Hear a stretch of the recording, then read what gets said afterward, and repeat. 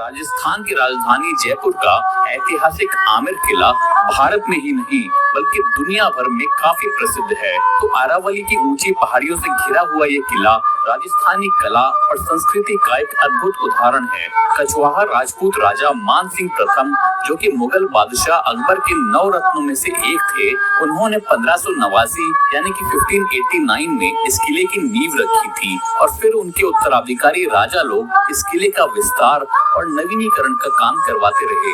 जयपुर शहर को बसाने वाले महाराजा सवाई जय सिंह द्वितीय के कार्यकाल में यानी कि साल 1727 में ये किला पूरा बनकर तैयार हो गया था। सुरक्षा की दृष्टि से उस जमाने में इस किले के चारों ओर लगभग 12 किलोमीटर की बाउंड्री वॉल भी बनाई गई थी और यही नहीं बल्कि आमेर किले से जयगढ़ किले तक जाने के लिए 1.5 किलोमीटर लंबी एक गुप्त सुरंग का भी निर्माण करवाया गया था।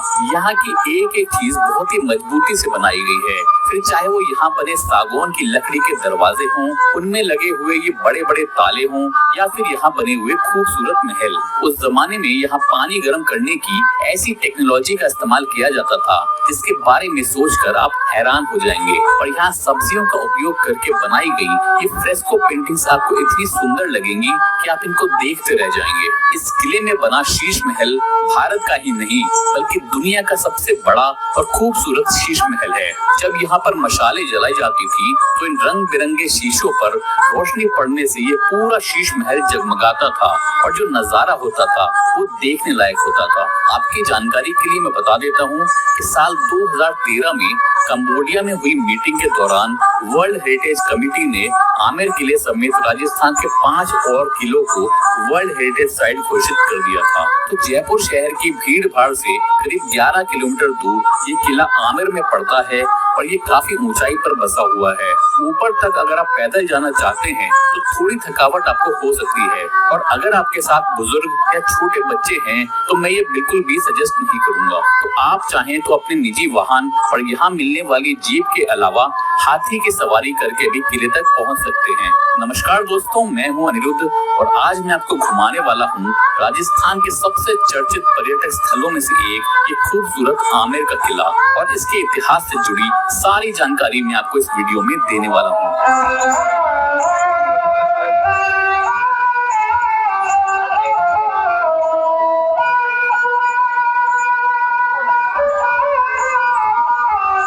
सबसे पहले मैं आपको ये बता देता हूँ कि जयपुर शहर को 3 भागों में बांटा गया है, जो है ओल्ड सिटी, न्यू सिटी और पिंक सिटी। अभी जो हिस्सा हम घूमने आए हैं ये ओल्ड सिटी में बसा आमेर फोर्ट है, जिसको अंबर पैलेस के नाम से भी जाना जाता है। किसी जमाने में ये जगह मीणा जनजाति के राजाओं की राजधानी हुआ करती थी, जिन्हें साल 1037 यानी कि 1037 में कछवाहा राजपूतों ने हराकर अपने अधीन कर लिया था।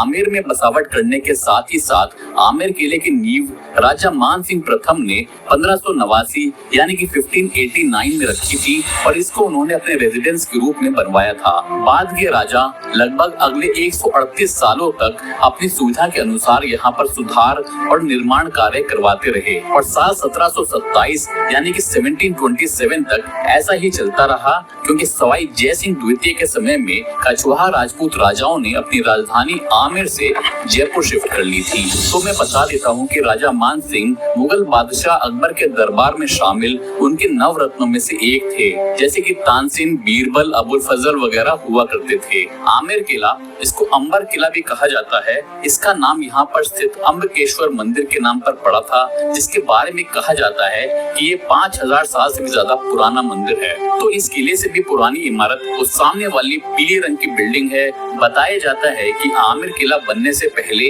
जोधाबाई इसी बिल्डिंग में रहा करती थी और उनका जन्म भी इसी में हुआ था। इस महल के चारों तरफ में स्थानीय लोग रहते हैं, तो जिनके परिवार यहाँ अपने इन घरों में नहीं रहते हैं उनके घर खंडहर में तब्दील होते जा रहे हैं और जिनके परिवार यहाँ रहते हैं वो इनकी मरम्मत करवा के यहाँ रह रहे हैं, क्योंकि ये वर्ल्ड हेरिटेज सिटी में आता है। यहाँ पर आपको बहुत से प्राचीन मंदिर भी दिखाई देंगे। तो सामने में जो आप देख रहे हैं वो है मीरा मंदिर। वहाँ पहाड़ी के ऊपर आप देखेंगे तो 15वीं शताब्दी का बद्रीनाथ मंदिर बना हुआ है और वहाँ उस तरफ में जैन मंदिर है जो कि 12वीं शताब्दी का है।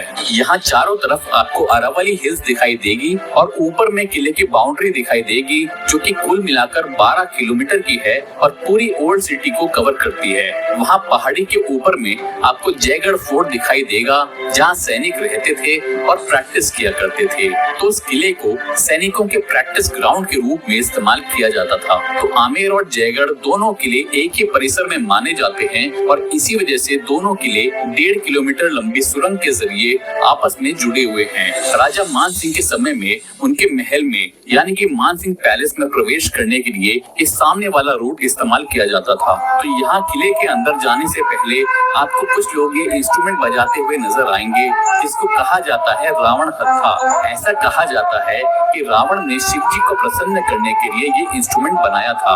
तो इस इंस्ट्रूमेंट को जयपुर, जोधपुर और उदयपुर में बजाया जाता है। इसी तरह से बीकानेर में इकतारा और जैसलमेर में अलगोजा बजाया जाता है, बनाया गया है। और इसमें जो सफेद प्लास्टर का उभरा हुआ काम नजर आ रहा है वो मुगल आर्किटेक्चर से बनाया गया है। इसके पीछे की दीवार पर संगमरमर का एक जालीदार झरना भी बना हुआ है जो कि एक खुली हुई नाली से जुड़ा है। इस महल के छत पर बनी टंकी से इस झरने में पानी बहता था जिससे कि यहाँ का वातावरण काफी ठंडा रहता था। इस झरने का पानी न सिर्फ इस महल को ठंडा रखता था बल्कि इसके सामने में बने गार्डन में बहकर वहाँ भी इस्तेमाल में आ जाया करता था। यहाँ छत पर जो कड़े लगे हुए हैं उनमें झूले लगाए जाते थे और शाही परिवार की महिलाएं यहाँ झूला झूला करती थी। इस भवन के दरवाजे चंदन की लकड़ी से बनाए गए थे और उन पर आइवरी यानी कि हाथी दांत की पच्चीकारी का सुंदर काम किया गया था।